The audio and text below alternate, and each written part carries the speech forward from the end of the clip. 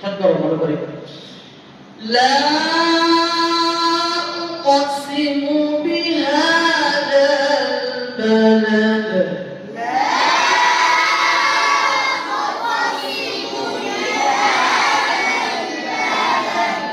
Balad Balad এমন করো না, এসে সব ক্ষেত্রে হয় না এটা। লা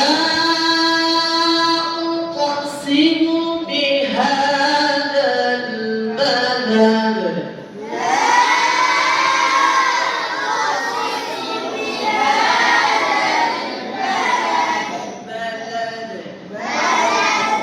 হালকা করে বালাদ,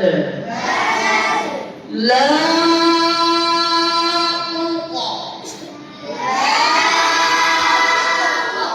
এটা হচ্ছে দয়ফ, তাই না? এটা হচ্ছে দয়ফ শব্দের তৃতীয়। কেমন তৃতীয় হলো এটা?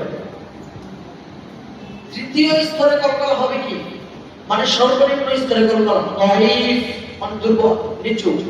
কথা কি বুঝতে পারছি?